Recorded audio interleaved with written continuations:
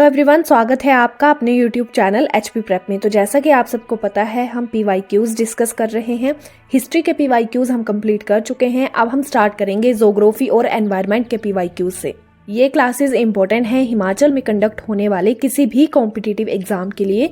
तो शुरू करते हैं आज की हमारी क्लास। अगर आपको ये क्लासेस पसंद आ रही हैं तो प्लीज वीडियोस को लाइक करिए और चैनल को सब्सक्राइब करना मत भूलिए। तो फर्स्ट क्वेश्चन है, in which states UTs are involved in Kaveri water dispute. कौन से स्टेट और यूटीज कावेरी वाटर डिस्प्यूट में इन्वॉल्व हैं? ऑप्शंस हैं Maharashtra, Tamil Nadu, Puducherry, Kerala, Tamil Nadu and Puducherry, Tamil Nadu, Karnataka and Kerala, Karnataka, Tamil Nadu, Kerala and Puducherry.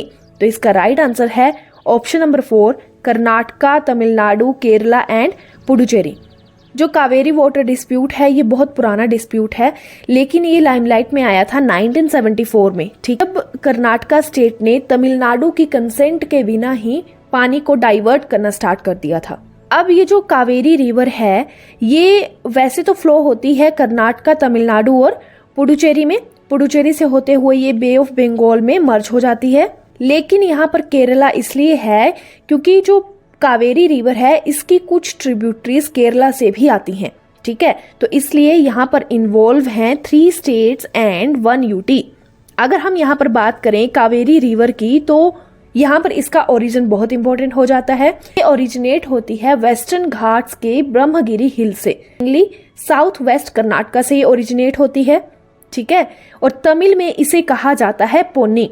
याद रख लेना, ये कुछ इंपॉर्टेंट पॉइंट्स हैं कावेरी रिवर से रिलेटेड। सेकंड क्वेश्चन है, which one of the following planets has the shortest day. निम्न में से कौन से प्लैनेट पर शॉर्टेस्ट डे होता है? ऑप्शंस हैं अर्थ, मार्स, मर्क्यूरी या वीनस। तो इसका राइट आंसर है अर्थ। ठीक है, अगर हम ओवरऑल प्लैनेट्स देखें तो उसमें जुपिटर ऐसा प्लैनेट है जिसका शॉर्टेस्ट डे होता है। अगर यहाँ पर हमें ऑप्शन में जुपिटर दिया होता तो हमारा आंसर होता जुपिटर। सेकंड क्वेश्चन है कि शॉर्टेस्ट डे तो जुपिटर में होता है, लेकिन लॉन्गेस्ट डे कौन से प्लैनेट में होता है? तो वो होता है वीनस में। याद रख लेना है, वीनस में लॉन्गेस्ट डे है, जुपिटर में शॉर्टेस्ट डे है। अगर यहाँ पर हम कुछ एक्स्ट्रा पॉइंटर्स की बात करें तो जो हमारे मर्क्यूरी, वीनस, अर्थ और मार्स हैं ये 4 प्लैनेट, इन्हें हम बोलते हैं इनर प्लैनेट्स, जबकि जुपिटर, सैटर्न, यूरेनस और नेपच्यून को हम बोलते हैं आउटर प्लैनेट्स। ठीक है, एक्स्ट्रा इन्फॉर्मेशन, जुपिटर को हम किंग ऑफ द प्लैनेट्स भी बोलते हैं। यहाँ पर आपके लिए क्वेश्चन है, क्योंकि हम ये पिछली क्लासेस में बहुत बार करते आए हैं, वो कौन सा प्लैनेट है जिसे अर्थ ट्विन कहा जाता है? कमेंट सेक्शन में इसका आंसर दो। क्वेश्चन नंबर 3 है, the term outwash plain is associated with. Outwash plain term किससे एसोसिएटेड है? ऑप्शन है ग्लेशियर, रिवर, सी वेव या विंड एक्शन। तो इसका राइट आंसर है ग्लेशियर। ग्लेशियर से ये टर्म रिलेटेड है। इसके बारे में हम डिटेल में बात करेंगे। जो आउटवॉश प्लेन्स होते हैं इन्हें सैंडूर या सैंडार भी कहा जाता है। ठीक है, अगर हम वर्ल्ड में सबसे बड़े आउटवॉश प्लेन की बात करें तो वो हमें देखने को मिलते हैं आइसलैंड में। आउटवॉश प्लेन्स क्या होते हैं? जैसे कि मान लो ये ग्लेशियर है, जब ग्लेशियर की आइस मेल्ट होना स्टार्ट होती है तो वो धीरे धीरे आगे की तरफ बढ़ती है। ठीक है, जब ये आगे की तरफ बढ़ती है तो ये अपने साथ कुछ मटेरियल लेके चलती है, जैसे सैंड हुआ, ग्रेवल हुआ। जैसे जैसे ये मेल्टेड आइस आगे बढ़ती है तो वो जो सैंड और ग्रेवल्स अपने साथ लाई होती है उन्हें वो डिपॉजिट करती हुई चलती है, जिससे टाइम के साथ वहां पर प्लेन्स क्रिएट हो जाते हैं। ठीक है, और उन्हें ही हम बोलते हैं आउटवॉश प्लेन्स, जो कि हमारी ग्लेशियर की वजह से क्रिएट होते हैं। अगर आपको प्रॉपर डेफिनेशन चाहिए तो वो रही स्क्रीन पर, आप इसे नोट कर सकते हो। क्वेश्चन नंबर 4 है, which one of the following has the largest number of active volcanoes. निम्न में से कहां पर सबसे ज्यादा एक्टिव वोल्केनोज देखने को मिलते हैं? ऑप्शंस हैं अलास्का, अलूशियन आइलैंड्स, हवाई आइलैंड या आइसलैंड। तो इसका राइट आंसर है अलूशियन आइलैंड्स। ठीक है, अगर कंट्री पूछी होती तो वो इंडोनेशिया है जहां पर एक्टिव वोल्केनोज देखने को मिलेंगे। एक होते हैं डोरमेंट वोल्केनोज और एक होते हैं एक्टिव वोल्केनोज। डोरमेंट वोल्केनोज वो होते हैं जो कि अभी एक्टिव नहीं है, यानी कि जहां पर वोल्केनो इरप्ट नहीं होते हैं, बहुत साल पहले वो इरप्ट होना बंद हो चुके हैं। और एक्टिव वोल्केनोज वो होते हैं जो आज भी इरप्ट होते हैं। ठीक है, अगर हम वर्ल्ड के लार्जेस्ट वोल्केनो की बात करें तो वो हमें देखने को मिलता है यूएसए के हवाई में, जिसका नाम है माउंट मोना लोआ। क्वेश्चन नंबर 5 है the concept of normal cycle of erosion was given by. Normal cycle of erosion का कंसेप्ट किसने दिया था? ऑप्शंस हैं डेविस WM, पैंक, स्ट्रोहेलर A या थॉर्नबरी WD। तो इसका राइट आंसर है डेविस WM। ठीक है, पूरा नाम इनका है विलियम मॉरिस डेविस। ठीक है, जो ये नॉर्मल साइकिल ऑफ इरोजन है इसे स्लोप डिक्लाइन थ्योरी या थ्योरी ऑफ पेनिप्लेनेशन भी बोलते हैं। ये इन्होंने दी थी इन द ईयर 1889 में। इसे आप नॉर्मली ऐसे समझ सकते हो कि जो लैंडफॉर्म्स होती हैं उनकी डिफरेंट स्टेजेस होती हैं। ठीक है, कि पहले तो कोई भी लैंडफॉर्म थी वो ऐसे प्लेन एरिया थी, लेकिन धीरे धीरे उसमें अपलिफ्टमेंट स्टार्ट हुई, यानी कि वो बढ़ना शुरू हुई। बाद में वो फिर से इरोड होना स्टार्ट हुई एक पॉइंट पे आके। ठीक है, इरोड होना स्टार्ट हुई और धीरे धीरे वो प्लेन में कन्वर्ट हो गई, जिसे हम एंड में बोलते हैं पेनीप्लेन। ये डेविस के अकॉर्डिंग मैं बात कर रही हूँ। ठीक है, इन्होंने कहा था कि 3 स्टेजेस होती हैं लैंडफॉर्म्स की, वो है youth stage, mature stage and old stage. ठीक है, इसी को इन्होंने कहा है नॉर्मल साइकिल ऑफ इरोजन, यानी कि कोई भी लैंडफॉर्म है वो पहले अपनी यूथ स्टेज में होगी, फिर वो मैच्योर स्टेज में होगी और एंड में अपनी ओल्ड स्टेज में होगी, जिसे उन्होंने नाम दिया है पेनेप्लेन। क्वेश्चन नंबर 6 है the term ria stands for. Ria term का क्या मतलब है? ऑप्शंस हैं submerged river valley, submerged glacial valley, an emerged river valley या एन इमर्ज्ड ग्लेशियल वैली। तो इसका राइट आंसर है असमर्ज्ड रिवर वैली। सबमर्ज का मतलब होता है डूबा हुआ। ठीक है, और इमर्ज का मतलब होता है उभरा हुआ पानी से। ठीक है, आप इसे नॉर्मल वे में ऐसे समझ सकते हो कि जैसे अगर ये कोई माउंटेन रेंज है, ठीक है, और साथ में समुद्र बह रहा है। ठीक है, धीरे धीरे क्या हुआ, इस समुद्र का जो लेवल है वो राइज हो गया और इसने क्या किया, इन वैलीज को कवर कर लिया इसके पानी ने धीरे धीरे। ठीक है, लेकिन ये जो टॉप्स है ना इसके, ये बाहर ही रहे। ठीक है, और ये जो पानी है इसने चारों साइड से इन्हें कवर कर लिया, तो इसे ही हम बोलेंगे रिया। ठीक है, कि सी लेवल के राइज होने से जो रिवर वैली है वो पानी में सबमर्ज हो गई। क्वेश्चन नंबर 7 है the term deflation is associated with.